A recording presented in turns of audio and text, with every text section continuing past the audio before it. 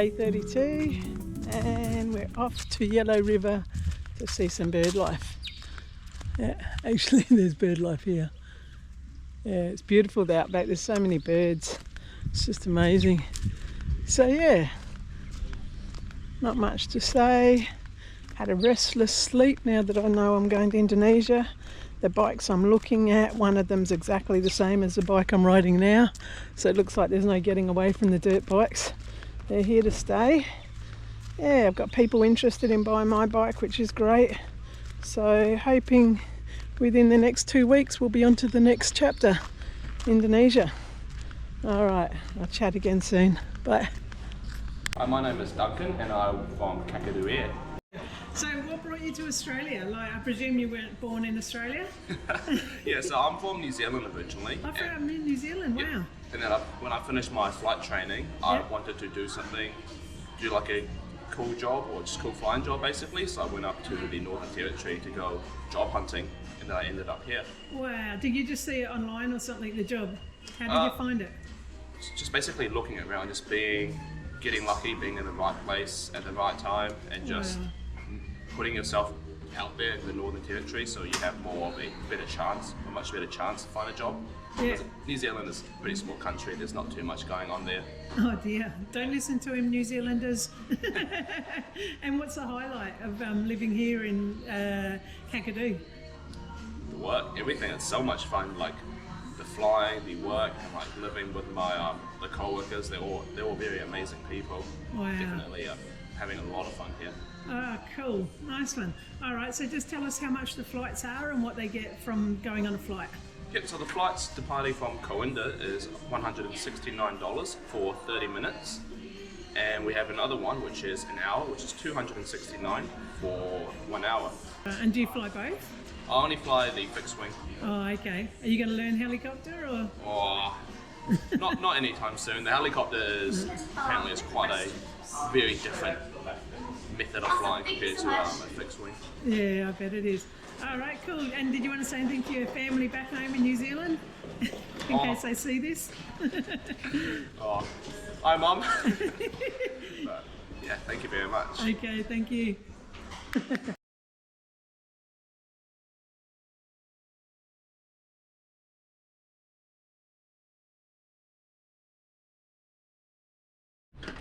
Okay, yellow water cruise, here we go. Utman? Oh, Tiki Ra. He's the one in the sunglasses back there. Tiki, awesome. Yeah, thank you. Here we are. Off to see the birds. I'd like to take this opportunity to acknowledge those old people, past and present, the elders up and coming folks that allow us to be here. Kakadu is just short of 20,000 square kilometres of Aboriginal land leased back to the federal government so that it can be managed as a national park, but also so you and I can visit, folks. This is literally Murrumbul country. This is their front yard, their backyard, folks. This is the pantry. People harvest the resources from these waterways on occasions, all the time. That's a salmon-tailed catfish on the right-hand side. And one of the many fork-tailed catfish we get out here. Now, 70 kilometres behind us is Jim Jim Falls and Twin Falls. It takes about 3 to 5 days, sorry, for that water to fall off of there to make it down to here. It's a rain-fed system, so there is no water falling.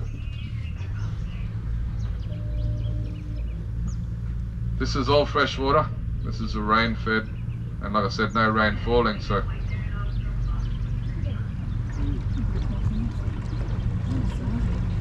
Now, straight up in front of us, so folks, that's a saltwater crocodile.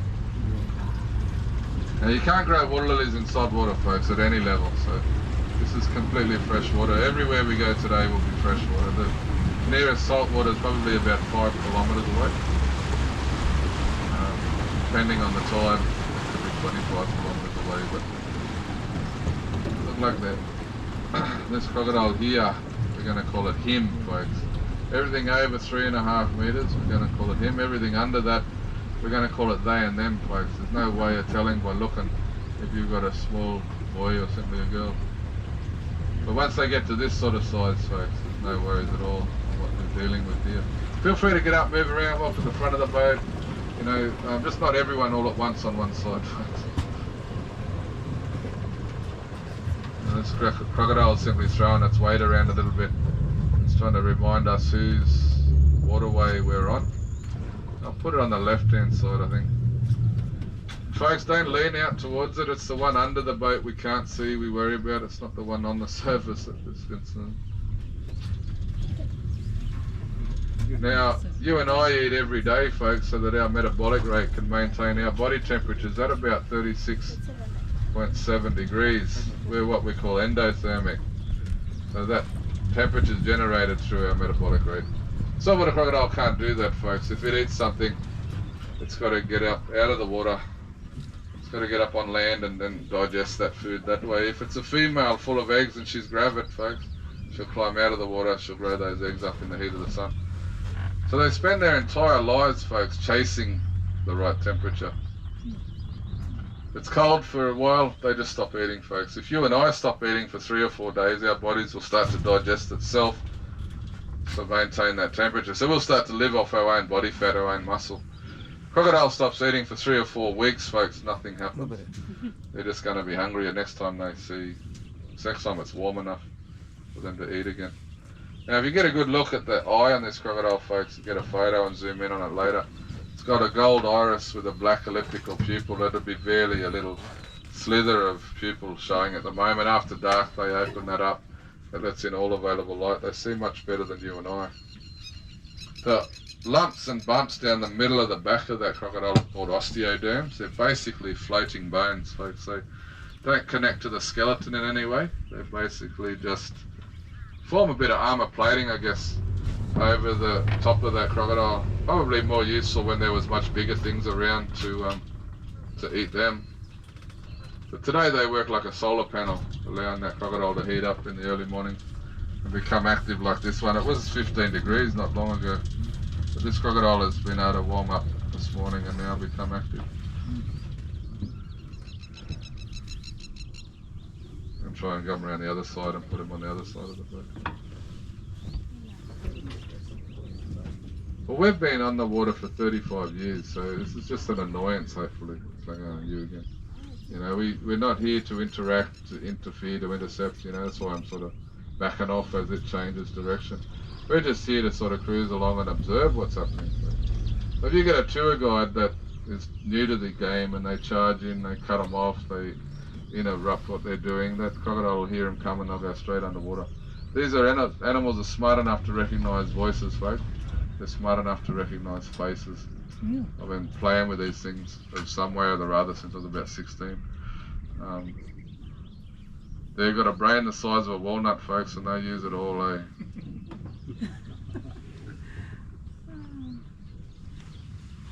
Now the scoots are the name of the spiky scales that come up through the tail. They start at the back legs. And there's 2 rows of them down to just where the water disappears, where the tail disappears underwater, and they form a single row down the middle, and they help to just sort of reduce the amount of disruption on the surface of the water. This crocodile is patrolling its means to be seen, folks. It's wanting to be visible. This is the boss for this stretch of waterways, folks.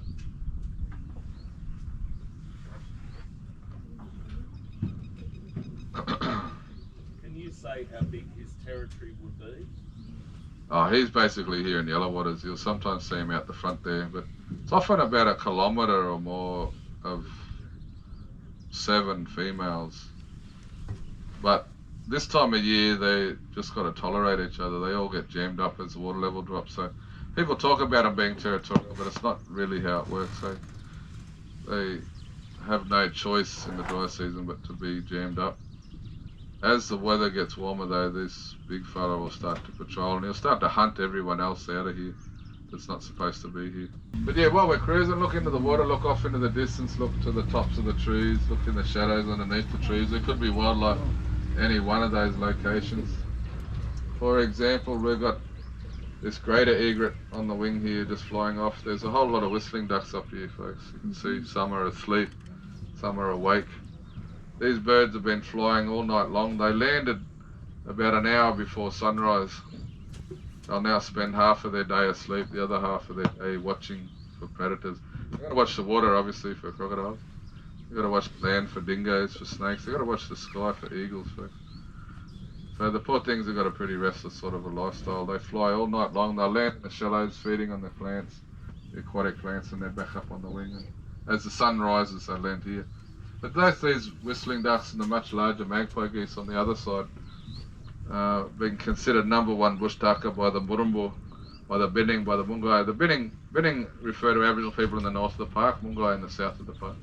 So they're the two words I'm going to use when referring to First Nations. So they've considered that a #1 bush tucker and have been eating them in large numbers for thousands of years, folks, and still do today, but under very strict rules. You only ever harvest bush tucker, folks, when it's at its best. You don't grow tomatoes in your backyard and pick them green hoping to eat a red one, eh? You wait till they're completely ripe before you pick them. You wait till they're at their best.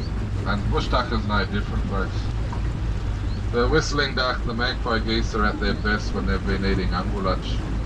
Angulach is that hard, crunchy vegetable you get in Asian style cooking, the water chestnut. These birds eat it about the size of your fingernail. We eat it about the size of 20 centimeters. This is when they put on body weight, this is when they put on condition, this is when they put on actual body fat. That's when you want to feed on them, folks. Another crocodile here on our right hand side at 2 o'clock, right on the bank there.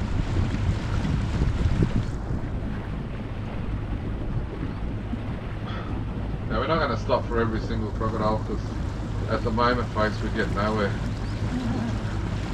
This is a wetland cruise, so I guarantee wetland, the rest is a bonus. But if we stop for every crocodile, we'll hardly ever see any of them. We're heading out into the South Alligator River. This is the main artery of Kakadu. It starts in the south of the park, down in the Stone Country on Darwin land, and it runs north to the Arafura Sea. We're entering it smack in the middle, though. Halfway, 125 k's from the coast, 125 k's from its source. You come in on the Arnhem Highway, you crossed over the South Alligator River floodplains. It's that big muddy turbulent tiny stretch of water. Scary bit of water there, folks. Full of whirlpools and mud bars and rips and currents.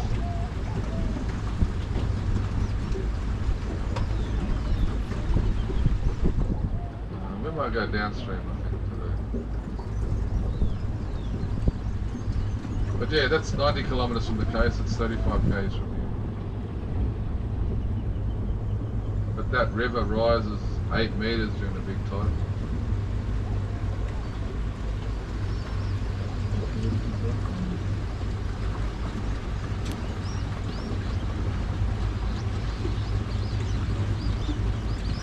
So there's some magpie geese off in the distance. The black or brown and white duck is called a vertican or a Rudjar shield duck.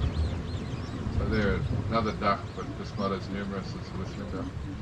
But the much bigger magpie geese is really the target, folks. That's the one you want to eat. These whistle ducks are a bit like a Happy Meal, you know. You sort of only feed one person with a whistling duck, where you could feed 2 or 3 people with a magpie geese. So back in the day, the old people would simply build a platform up in a paperbark tree like this one next to it. Cut a whole lot of sticks about 1 metre long, quinine or paperbark wood. You'd soak them in the water overnight, come down here about 5 o'clock in the morning and collect your sticks, climb up into your platform and simply wait for these birds to come in. Now the visible indicator to say it's that time of year is simply when the underbelly on these magpie geese start to stain yellow. So they've got white bellies, but as they head down bottom up in the water, they stir up the tannins in the bottom and that'll stain their bellies yellow. So it's the dirty looking geese tell us it's time to harvest. That's when they're going to be at their best. So you would simply crack your first goose on the wing, folks, with that stick. You jump down, you pick it up, you feel the throat of the bird. If it feels like a bag of marbles, you're on a good thing. That's all the chestnut. They sort of store them in their throat. They move it to the gizzard crushes it up. They then move it to their stomach where they digest it. And they put that flavour through the meat. It's spectacular, folks.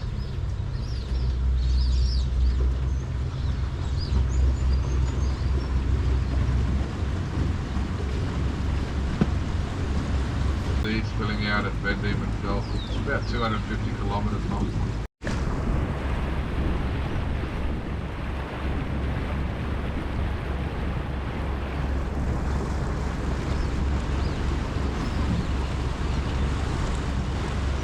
We've got a few birds out here on this dead branch, folks. Two female Australasian darters and a little pied cormorant. Now, unlike whistling ducks and magpie geese, when those birds hit the water, they float. They've basically pruned an oil layer through their feathers that allows that water to be repelled. There's three darters and a cormorant there. When they hit the water, folks, they sink, they disappear.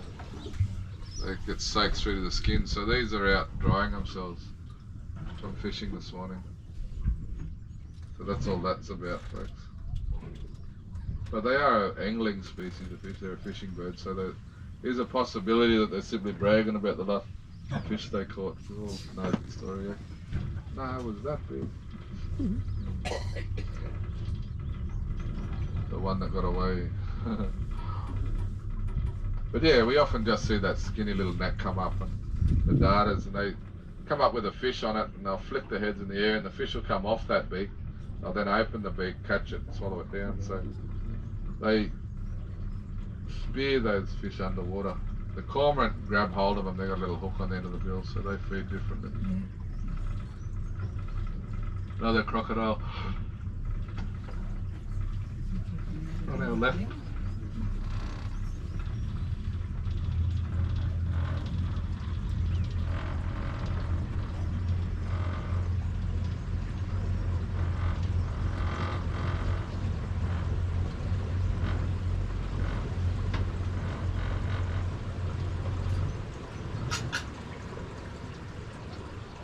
Yeah, if you get a good headshot of one of these crocodiles, folks, look at it later, you can see just behind the eye there's a little opening, and it's the ear hole. Folks, like I said, they're listening constantly, they're thinking, they're making conscious decisions on what it is they need to do in this particular situation.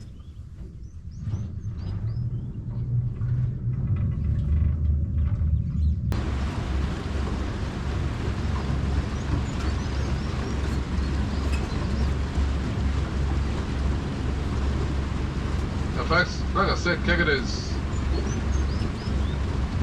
leased from the Aboriginal people that own this place. Now, this wasn't always recognised. Here, we're going to look at this one. We've got them on both sides of the river. We're going to look at this one over here on our right. In 1967, so Europeans, 1788, started the colony on the east coast. Sydney town there.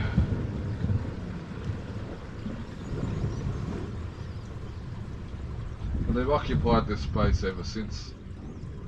In 1967, Aboriginal people were asked if they wanted to include Aboriginal people in the Australian population. So prior to that, Aboriginal people weren't even considered Australians, right? So they weren't considered citizens on their own land.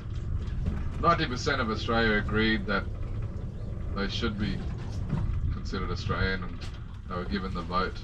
In 1976, after many attempts to reclaim that land, which has always been occupied by these people, a process was developed, land rights was developed, and you know, those people could then, after proving to anthropologists, to archaeologists, after navigating all the obstacles thrown at them by the government, they were able to prove that they were the same people that have always continually occupied an area. They could get that land back. And so that's what's happened in Kakadu. But sometimes that acknowledgement took up to 45 years, folks. There's a whole lot of Aboriginal people didn't get to see that happen out here in Kakadu. So those old people passed away before that was able to happen, but that's all happened now. 2022, the last of Kakadu was handed back. Just the last 2 or 3 weeks ago, Kakadu increased in size again. So the government now including that Jabaluka area back into Kakadu. That fight has been going a long time to close up that that uranium mine, or the prospects of opening a uranium mine. So they now have to rehabilitate that area.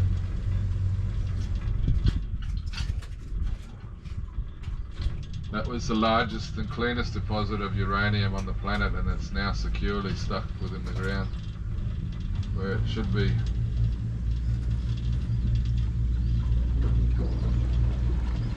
But out here on our right hand side, our left hand side I should say, is what we call a runoff. Now you can imagine all the little fish hiding in the aquatic gardens on the edges of the waterways, folks. Right now they're trying to avoid getting eaten by the predatory fish that are in the waterways, or by the birds from above.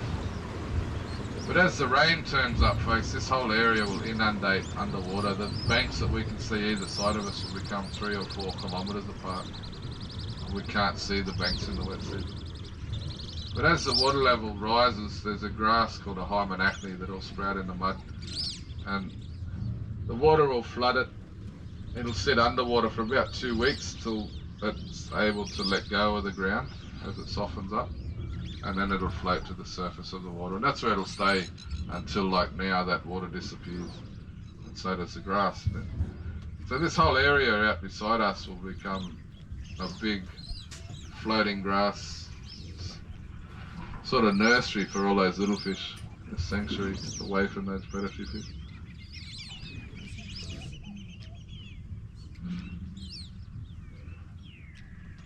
So we're talking about blue eyes and rainbow fish, hardy heads and glassfish, you know, gudgeons, that sort of thing. They'll breed up into billions of individuals out here in the safety of that roots of the floating grass. When the rain stops falling and the water starts to evaporate and run down the river, and those fish are forced into bigger and bigger schools in less water, until eventually they're forced back into the river. Where this happens, we call it a runoff. The birds will turn up into millions of individuals. These white birds are egrets. Most of what we're looking at here are intermediate egrets. But they're out here to hunt those fish in the shallows. The river itself will become crazy chaos with all the predatory fish lining up at this runoff. They're all the barramundi, the Saratoga, the tarpon, the long tom, the catfish. They'll smash those little fish as they come off the floodplain. And that'll bring in bigger predators like bull sharks and freshwater whiprays, and that all brings in the crocodiles. So for about 2 months we've often got this chaos and carnage happening out here. But the tree line out the back, folks, those few trees at the front I'm not referring to, but the second lot of trees right out the back, is where our most senior traditional owner was born, folks. That's where she was born into her father's hands. Dad was the midwife.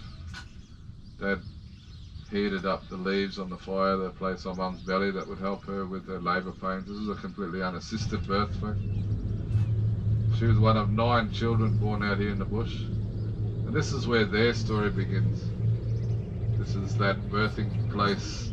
This is that language would drape me, you know. She can talk about her songs, her dances, her responsibility to country folk. And this is how Aboriginal people were able to prove that they are the same people that have always occupied these places. But all the damage we see are caused by buffalo, horses, pigs. Australia prior to the British arrival had nothing with a hoof foot. So there was no hard feet. The ground itself was soft and loamy from what we can read. Those first accounts, you could push your finger into the ground anywhere and everywhere you went. But within 10 years of the British occupying it, we can read it, the first 9 years they were able to grow all sorts of crops fairly successfully, but by the 10th year they've listed that the compaction of the ground caused by their hoof stock was making it difficult to grow any crops to feed the colony. So they were running into trouble by 1798, and yet we learnt nothing from that, folks. Still today we're trying to farm it like it's green England. The only guarantee we have here in Australia is drought, folks. This is what you're often met by, folks, heavily vegetated riverbanks with little gaps in the trees. So you often can't access the water until you find one of these gaps, but that gap in the trees, folks, is literally the most dangerous point on the river. This is where everything accesses the water, folks. So if you can access the water, it is literally the most dangerous point, because that's where the wallabies are going to come in, that's where the dingo will come in, that's where the horses, the pigs, the cattle will come down and drink. So somebody always owns this gap, folks. So we're lucky enough to see the somebody here now in the middle of that gap. But often if you approach these areas carefully, I tell you this, folks, because I see your mob do it all the time. You walk straight to the front of the gap and you start taking photos and talk about how beautiful it is. 100% agree with you. It's gorgeous, but the owner of that gap isn't usually there, folks. They're usually on the opposite side of the river. And they're sitting back watching and remembering, and they're looking for that repetitive behaviour. They're looking for that routine, folks. Now, to paint a little picture, there's the crocodile that owns this gap straight up in front of us. And they'll sit back and watch and remember who's turning up and at what time they're turning up. So they're laying out this little dinner menu, folks, that's time sensitive. So to paint a picture, imagine a wallaby coming in at 4 o'clock in the afternoon for a drink. If it come in and got the drink and it got out again, there's a good chance it'll be back there at 4 o'clock the next day, thinking it's worked it out. And say that pig turns up at 5 o'clock, that dingo turns up at 6 o'clock. None of these things want to run into each other, so they'll turn up at the same time, every time. That way, they think that they're never going to get eaten. The problem being, this crocodile wakes up one morning and decides it wants to eat something. It simply works out what time it's been served, and then it'll swim across the river and it'll be there. So if this crocodile decides that one morning it wakes up and feels like some pork belly, folks, and who doesn't sometimes,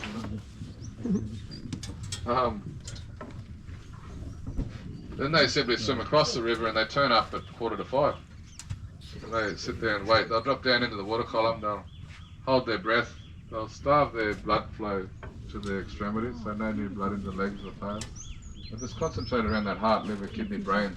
They'll slow that heartbeat down to 2 beats per minute, folks. So half of their brain shuts down and away they go. That's what's drawing all the attention. I like this, folks. It's usually a crocodile stealing my story. As you a kingfisher on the right hand side, folks. See that little bluebird, orange, rusty belly bobbing up and down. It's simply looking at the surface of the water, waiting for a fish. It'll dive down into the water, spearing into the water with that pointy bill, and then grab hold of that fish and swim back to the stem, back to the perch, I should say.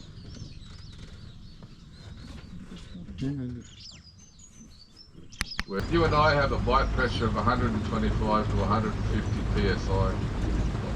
Now, I don't know what that means, folks. It means nothing to me. It hurts when I bite my tongue. But a saltwater crocodile, folks, has got a bite pressure of 3,000 psi. So I'm confident in assuming that and guessing that it's going to hurt as well.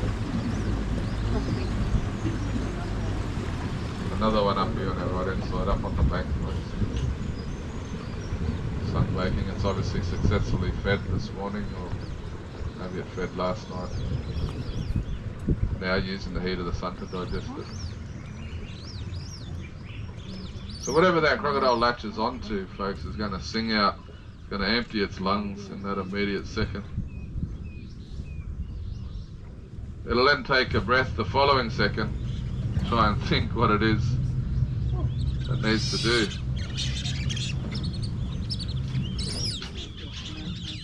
And that big deep breath it has is often a lung full of water, folks, because the second that crocodile's mouth closed, it spun around on itself, comes straight back into the water, and now sitting on the bottom waiting for that animal to stop kicking. Problem being, folks, if you disturb the surface of the water, that crocodile will trigger, and it won't apologise and explain that it was waiting for something else, folks. It's just going to run with it, It's all over in seconds. They might have taken a week to plan this feeding strategy, but the whole thing's over and done with in less than 10 seconds. About 3 minutes later, after The crocodile will float to the surface where it'll have that animal dead. That thing missing a front leg, isn't it? Mm. Trying to work out what's wrong with that crocodile. It's missing the front left-hand leg.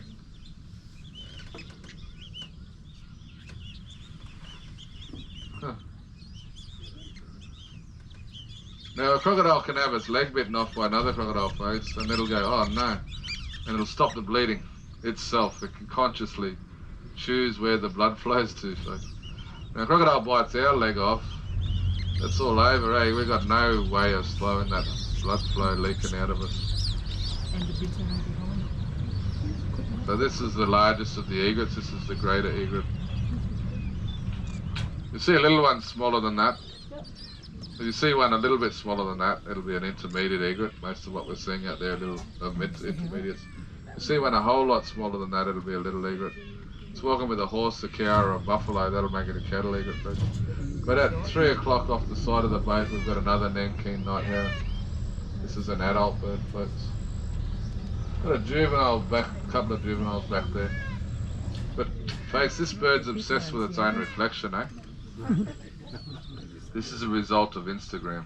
Now, it's been photographed that often and posted that it now stares at itself all day long. Obviously, that's not what's going on. It's waiting for a fish, a frog, or a small snake to cruise past. By remaining motionless, they can be unseen, you know. As soon as it comes within reach, they've got a really long, skinny neck. It's quite deceiving. They'll throw that neck forward, spearing that fish or whatever, and then eating it down.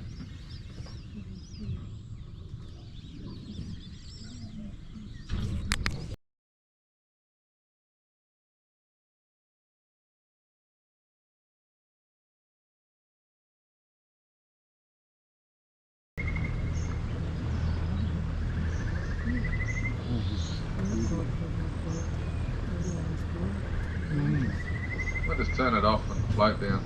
I'll just listen for a little bit. That's a good question. Head shape is the easiest way. The freshwater crocodiles got a very long, skinny snout. They've got a whole lot more teeth that sort of stick out either side like that. Freshwater crocodiles sort of knit in together, unless it's a bit longer too. The freshwater crocodiles lack that little rectangular plate behind the eyes. They've all sort of got more beady eyes. And a monstrous crocodile, freshie, would be 3 meters long. So the saltwater crocodiles get to 6 meters long or bigger. So there's a few other things. If they're out of the water, the osteoderms on a saltwater crocodile are stuck to the back of the crocodile. If they start to come down the side, that's a freshwater crocodile. But yeah, the quickest way is to jump in the water with them. The freshie will swim away from you, the salty will swim straight to you. You've got to answer that question. Please don't do that, that's ridiculous. But yeah, freshwater crocodiles are eating fish, frogs, maybe baby turtles, fruit bats. But a saltwater crocodile's eating, horses, and from horses then. All salties. We're all in complete fresh water, and they're not in the wrong spot, they've got the wrong name. This is the problem. They have the ability to live in salt water. They can swim 200 k's out to sea. They can excrete salt from their bodies, but they don't have to. There's no reason why a saltwater crocodile needs salt water. It's a conscious decision. They choose where they want to be. Along the coastline, I guess, they're more able to live independently. Up in the rivers here, they've got to put up with each other. So yeah, it's just a choice. Yeah, freshwater crocodiles are laying eggs right now. There's probably eggs already in the sand. They'll be hatching shortly. Saltwater crocodiles nest in the wet season, so about October. Their nesting period is increasing in length. The salties have got more warm weather, so they're breeding longer periods of time. So they harvest eggs from the wild in the top end here for the crop farm. There's a 99% failure rate in egg to adult. So they harvest because those eggs were never going to contribute to the wild population. They turn them into hen eggs. They're harvesting eggs as they're being laid, and they're discovering those babies hatching out in front of them. So they've already been in the nest for 70 to 90 days. probably one of the biggest obvious changes we're seeing up here. They're temperature dependent, folks. The sex of the egg will dictate, the heat of the egg will dictate the sex. And so there's concerns that the warmer the nest, the more males. It's hard to breed crocodiles for boys, so it's possible.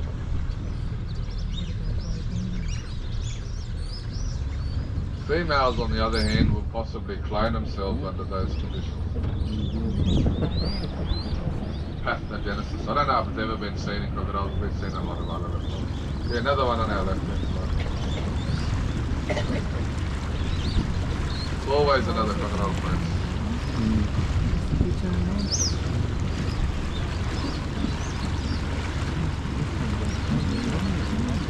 We're going to duck around the corner here. This river's actually not flowing anymore. Another one up on the bank on the right hand side. It's sitting still.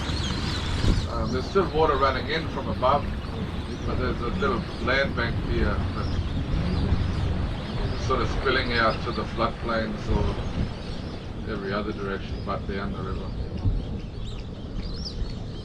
See another well-fed crocodile there, another saltwater crocodile.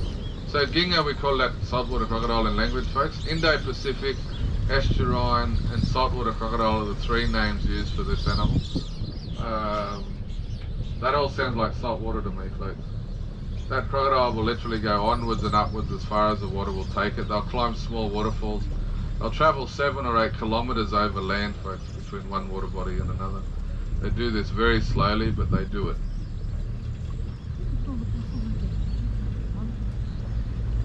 So if it's wet, the only safe way to be is to assume crocodile lake. They turn up in places no one ever expected them to be. Particularly here in Kakadu.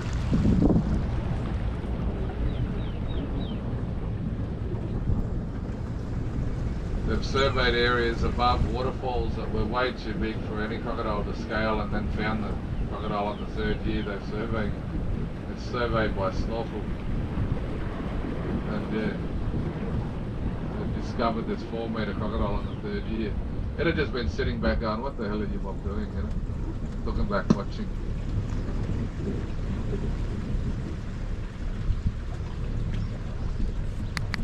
Now, these little ones running around on our right hand side, I don't talk about them. I usually pick them up somewhere else. But we've got them here now, well, we had them here now. These are a group of adolescent comb-crested jacanas, folks. Now that lily hopper or lily trotter, the lotus bird is another name thrown around for these little ones. Jesus bird is possibly a name you've heard used for these guys. They've got the longest toe of any bird compared to their body size on the planet.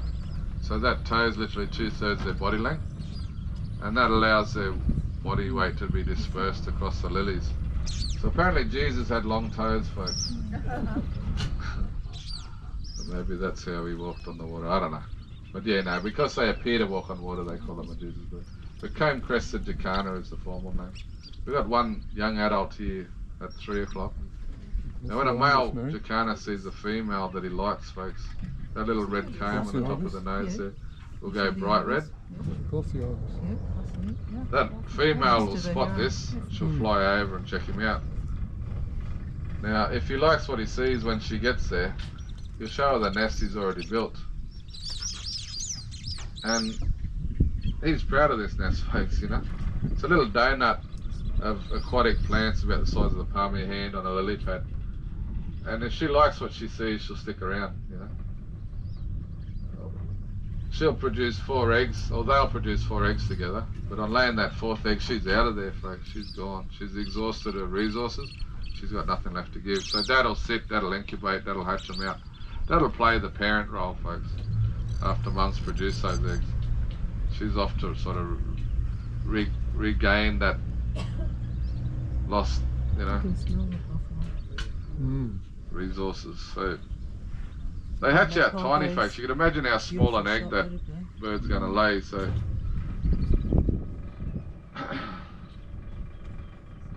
they hatch out about the size of the first knuckle on your thumb, folks. They're tiny little babies. They're little fluffy lollies on the floodplains. They eat a bird, it just means the feathers come out much the same way they go in. You know, Beautiful. but a bird is that confident that about 90% of a bird's brain is about processing what it sees. So they're confident in seeing that crocodile flinch, let alone try and eat them. And they can act.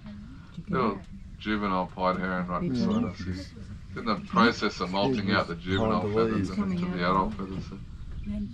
This is a glossy ibis on the other side. Australia's smallest ibis species. It's one of 3 ibis we get in Australia.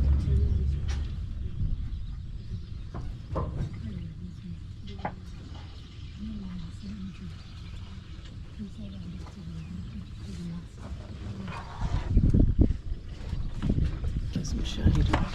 I thought it'd be shady on So that. in a week or 2 we'll see big flocks of white birds on those little billabongs out the back here, folks, and they'll clean up every single fish out there, and it'll be 2 days later the mozzies are going to fly in en masse, and they'll stay like that until that water level dries up completely or the river floods again and fills it up. It's funny, people avoid the area during the wet season because of the mosquitoes, but it's the beginning of the wet and the end of the wet where the mosquitoes are bad. During the wet, the fish get everywhere that the water is, so the mozzies have got no hope.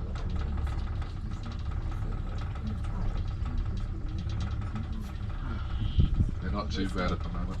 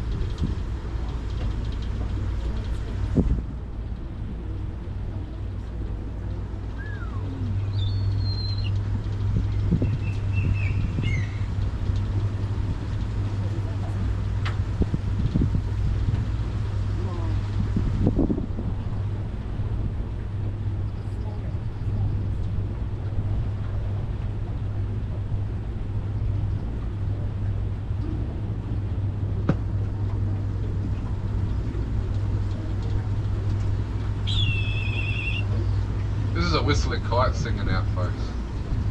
It's one of Australia's most common birds of prey, often referred to as a bully bird.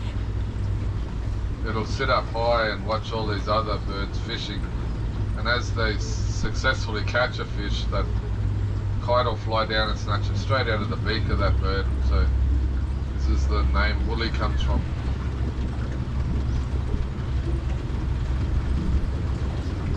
Okay, I'm going to drive upstream, folks, fairly quickly, so we can get up and see some of what we haven't seen already.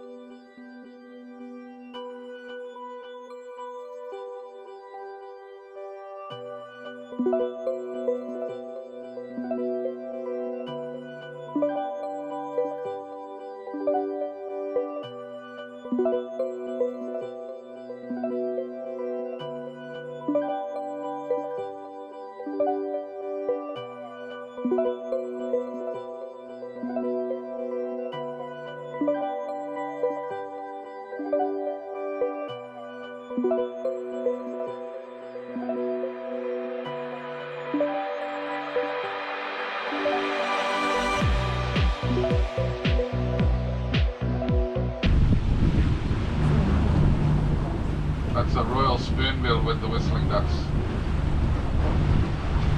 A straw-necked ibis behind the trees here beside us. This Burdekin duck, folks, or Raja shield duck, they call it, the white-headed one. They sometimes refer to this as a $1,000 duck locally in Darwin. If you get caught with a duck in your possession without the right license or the right time of year or any of that sort of stuff, it's a $500 fine. You you get caught with a Burdekin duck, folks, they fine you twice. They get you for 2 birds. The story goes, if you shot one of these 2, the second bird, the survivor, will die of a broken heart within 3 months. Now, I don't know who followed that poor bird around for 3 months to know it died, folks. Probably had everything to do with it, but how do you know a bird has got a broken heart, tell me? Cranes found in Australia, folks. The Saris crane being the other one. Now, these birds are well known for their trumpeting, for their call, which will carry up to 3 kilometres. They're also known well for their dancing, folks. And when you get large numbers of brolga together, they'll start to sort of show off. They'll reinforce that pair bond by dancing, but they only sort of do it when there's someone else to watch them do it. But it's unusual to see one on its own. It'll be a second one here somewhere. Sometimes a third one, so you often see them with the young one. But all the damage, folks, that we can see on the ground are caused by horses and buffaloes. All that sort of broken up ground is by that hard foot. So this brolga is sort of doing it a little bit hard at the moment. It's got to dig out the little tubers, bulbs under the ground. They'll eat seeds, they'll eat insects, they'll probably eat, small rodents or, maybe baby birds as they find them. I can't say I've ever seen them fishing though. Arndam is the name of the boat here, and Arndam is the name of the larger flowers, which have all but disappeared actually by the looks of it. There's about half a dozen water lilies that we get growing out here. Some little snowflake water lilies on our left hand side, there's night flowering water lilies, a whole heap of different ones, but we can eat these, folks. You can pick the flower and peel the skin off the stem. So that larger white one is Arndam. The purpley coloured ones back here are Arndam, so another crocodile of course. But yeah, you can pick the flower, peel the skin off and eat the stem like you would a celery. It doesn't taste like celery, but similar sort of texture, feeling crunchy, sweet water, I guess.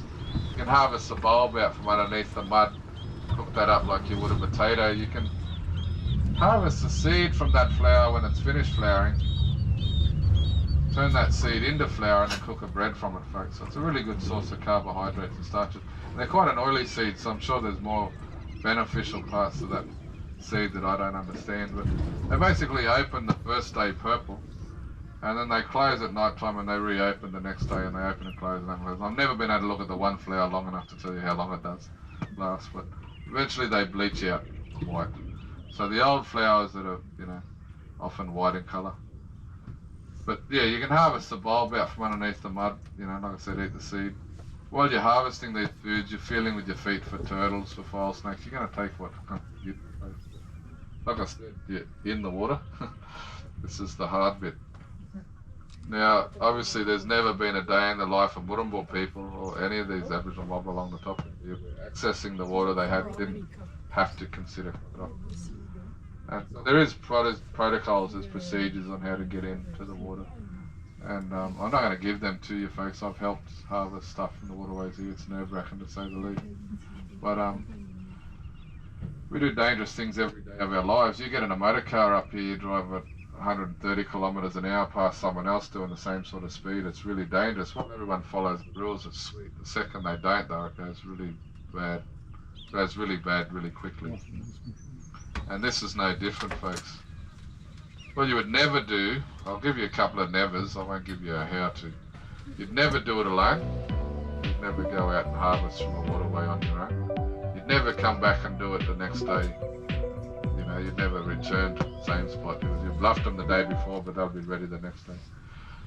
You'd never do it in a major watercourse like this. It's too hard to know what's going on out here to have some sort of idea. So you do it in the smaller waterways running into the major waterways.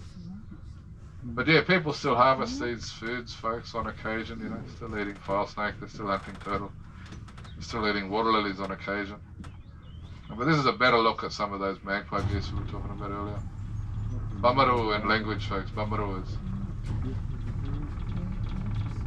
that magpie goose.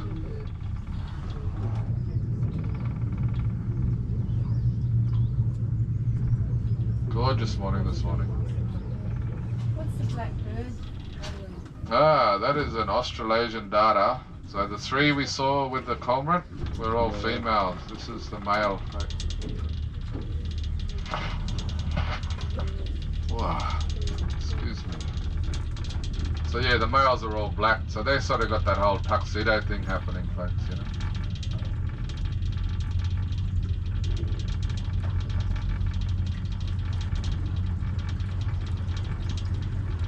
They're a really interesting bird. They've got a ripple through their feathers. Some of the primary feathers on the wing, but all the tail feathers, they look like ripple rock, that old ancient riverbeds you see. That sandstone will look like a river. These birds have that through their feathers. It allows the water to travel over the feather easily. I guess maybe it helps them to dry out.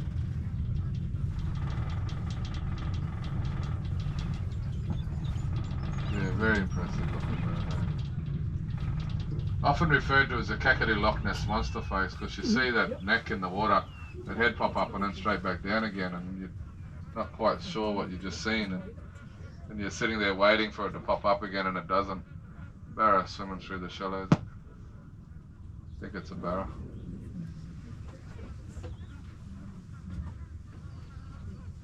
Whole school of mullet there as well. Whack whack singing out the Australasian raven.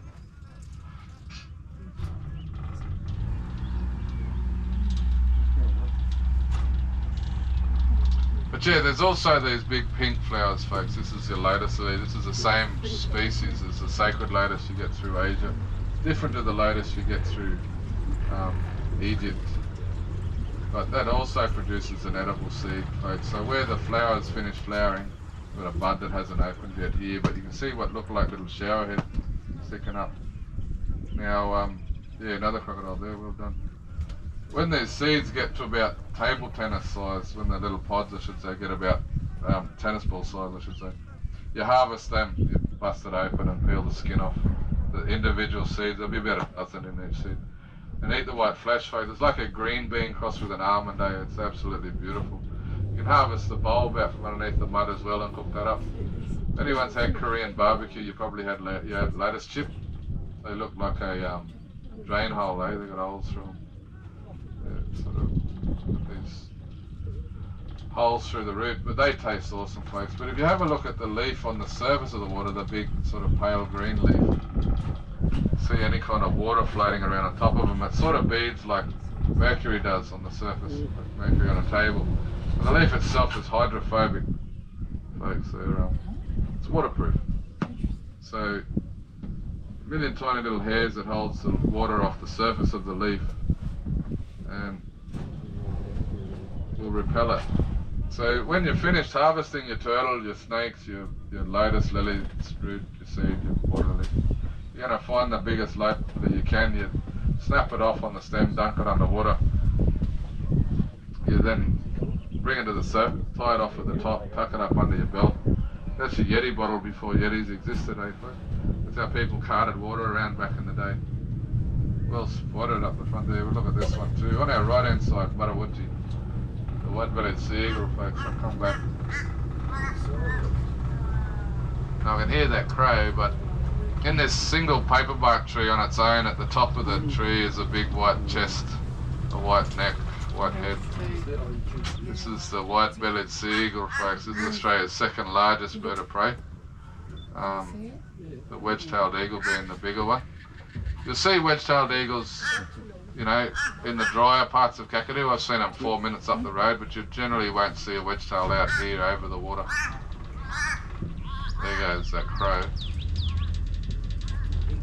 But Marawuti here, that sea eagle will be sitting out here scanning the surface of the water. They've probably got polarized vision. They look through the water, they'll see that fish coming to the surface, they'll see that turtle come up for a breath, they'll see that file snake come up for a breath, folks, and they'll fly down and snatch it. They can't afford to get their feathers wet. They can't. Well, they have great difficulty taking off from the surface of the water. So they just sort of snatch it with the front 3 toes, and then they'll drive that rear toe in and sort of kill that fish or that snake or the turtle or whatever it is. They'll hunt the magpie geese, the whistle ducks. They'll They'll take piglets out, folks. They've been known to take wallabies out when they're hungry enough. But they're often referred to as a monogamous bird.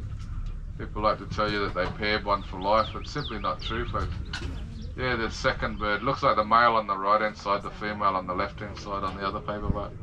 So they're out here scanning the surface. While it's working, folks, they'll stay together, they'll pair up. It takes two birds to make more birds. It also takes two birds to defend the resources within their territory to raise them. So they agree to do this together, folks, but independently. They don't share food, they don't preen each other's feathers, they don't, you know, there's no intimate pair bonding rituals that we can perceive as affection. They're just doing it. There we go. Because they can't do it alone, folks. If Dad gets too slow at bringing food back to the babies, Mum's out there looking for a younger, sportier model, folks. She wants that priority is to reproduce, so she wants those babies fed well and often. If she stops laying eggs, then Dad'll... Yeah, there's one.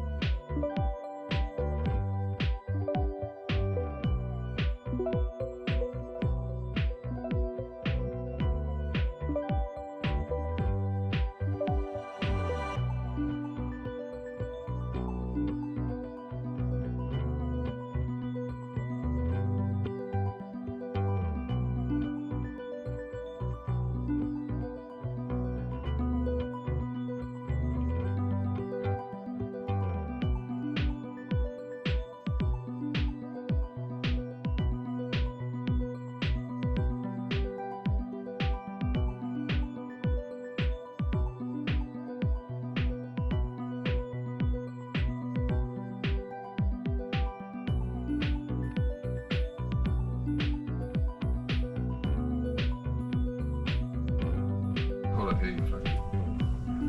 But he's got some big chunky osteo there.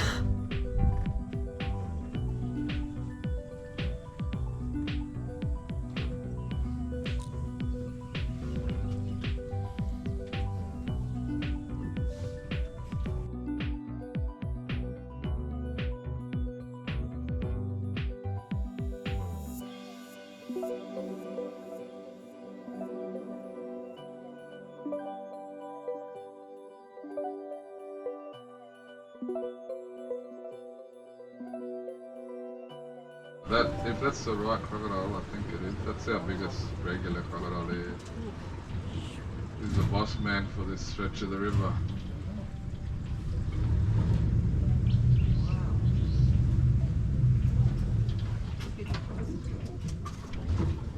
So he'd be bumping up somewhere around the fire. On the other hand, they have no predator here in Australia. That hide is too thick, the horns are too sharp for this animal to actually cause them any harm when they bite them. They just sort of shake them off, folks. Both animals come from the same place. It's Indo-Pacific crocodiles found throughout Asia. It swam across from here once upon a time, folks.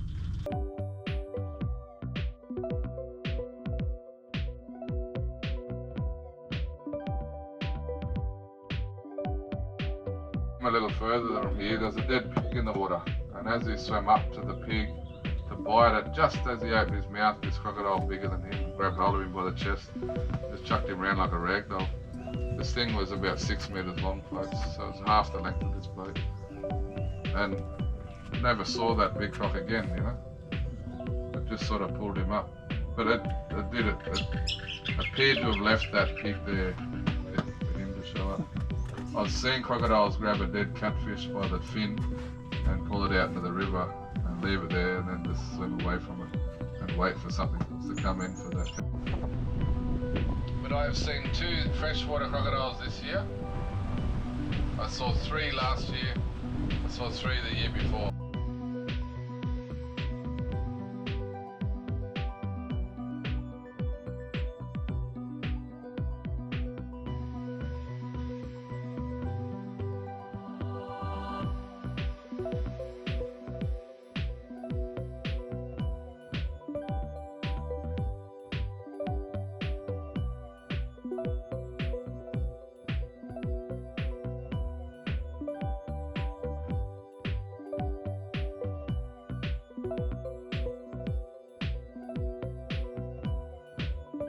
Mark is a bit like a thank you, but it's used when we're sharing positive information or you're succeeding, you've got positive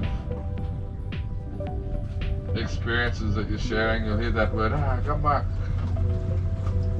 Bobo is the second word we like to use, folks. Bobo is like a see you later, see you next time, see you around. It's not a goodbye, folks. We save that for sorry business, for funerals. Goodbye is very final, It's not what's happening here, folks. It's just the end of the cruise.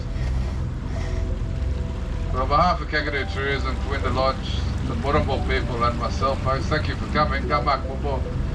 I hope you stay safe in Kakadu. I hope you enjoy your stay, but please don't think for a second you've seen it by being out here for 2 hours. Folks. It's different every single day. It's different every single time. I just got a jacana here at 12 o'clock with some magpie geese. We're just going to cruise in here and see.